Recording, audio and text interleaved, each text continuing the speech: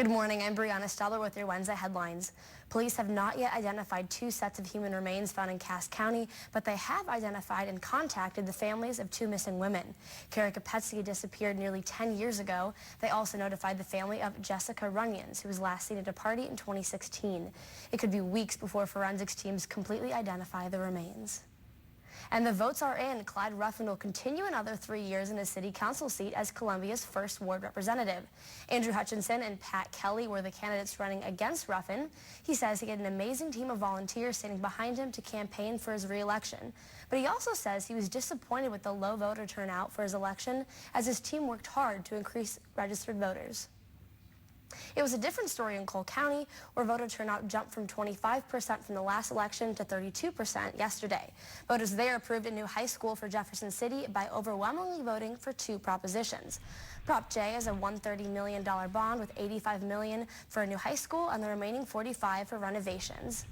Thanks for watching. Today's show is next. But first, a live look out over Rocheport.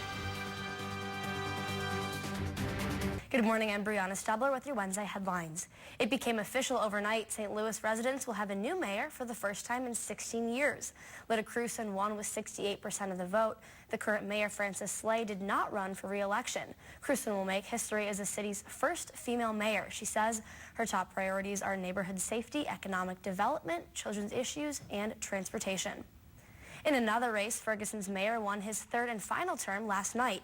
James Knowles won with 56% of the vote, and his opponent, Ella Jones, would have become the suburb's first black mayor if she won. Knowles was the public face of Ferguson during protests over the Michael Brown shooting 3 years ago. And voters in Kansas City just lowered the penalty for marijuana possession. The measure passed with 71% of the votes in favor of the change. It will lower the maximum fine for possession and reduce jail time. Thanks for watching. The Today Show's next. But first, a live look over Rocheport. Good morning, I'm Brianna Stabler. Overnight, heavy rains caused power outages throughout our viewing area, but as of now, power is fully restored. A similar pattern is likely nationwide. Severe thunderstorms are expected across the southeast today, bringing a threat of tornadoes and baseball-sized hail. The National Weather Service predicts widespread serious thunderstorms now through tonight across much of Alabama and Georgia and into Florida Panhandle and Southwest Carolina. This may affect this week's Masters Golf Tournament. And earlier this morning, North Korea fired another projectile into Japan's sea. This latest provocation comes just one day before Chinese president visits Donald Trump. Thanks for waking up with us. We'll have more news for you at noon. But first, a live look over Rocheport.